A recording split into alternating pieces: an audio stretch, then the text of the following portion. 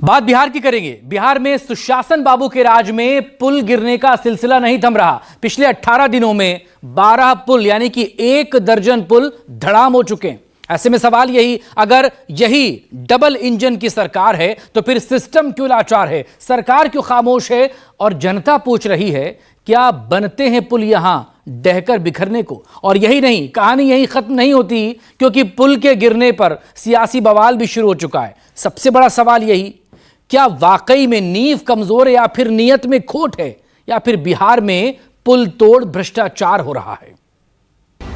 1 नहीं, 2 नहीं, 4 नहीं, 7 या 8 भी नहीं, 10 भी नहीं, पूरे दर्जन भर, यानी कि नंबर गिनो तो 12।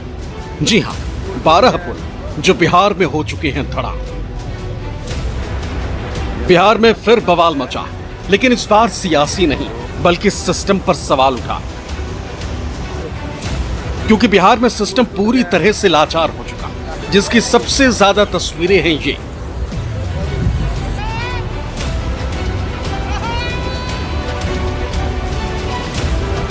देखते ही देखते पुल ने जल समाधि ले ली, और ये कोई 1 या 2 दिन की कहानी नहीं, बिहार में ये आए दिन का खेल बन गया।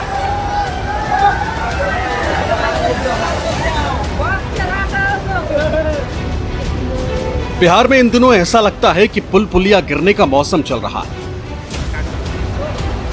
गनीमत यह है कि कोई पुल पुलिया जैसे ही गिरने के कगार पर पहुंचते हैं, स्थानीय लोगों को इस बात की जानकारी हो जा रही है और कोई बड़ा हादसा नहीं हो रहा है।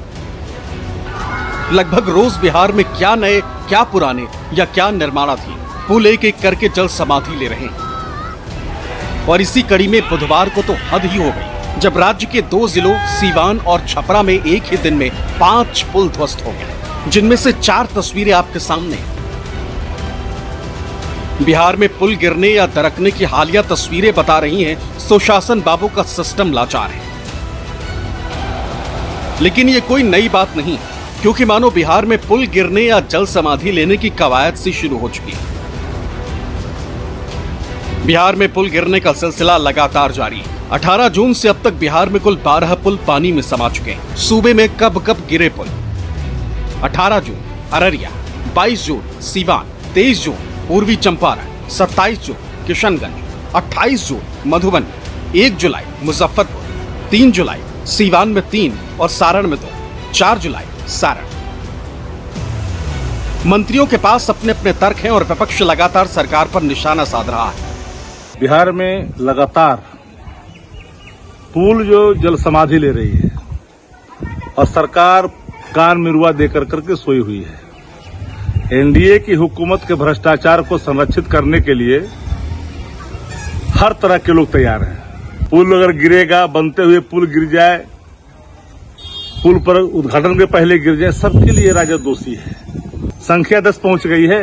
कोई देश के अंदर में कोई राज्य नहीं है, बता दो एक राज्य जहां पर 10 पुल 10-12 दिन के अंदर में जल समाधि ले, और शासन चुपचाप हाथ जोड़कर करके माफी मांग रहा है।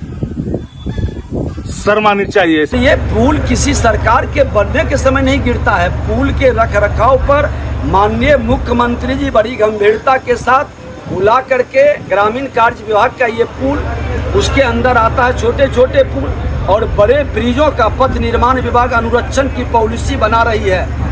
और अब सारे पुलों का भी रखरखाव, अनुरक्षण पर हम लोग ध्यान दे रहे हैं। और एक चीज मैं बता दूं कि हमने अपने विभाग के अंदर कह दिया है अपने पदाधिकारियों को कि कोई भी शटरिंग का, स्टेजिंग का अगर जो बरसात के समय 15 जून के बाद नहीं करना है, उसके बाद भी कोई ठेकेदार इस तरह के काम कर रहे हैं तो उस पर FIR दर्ज कर करके इमीडिएट कार्रवाई की व्यवस्था भी मुख्यमंत्री जी का निर्देश है।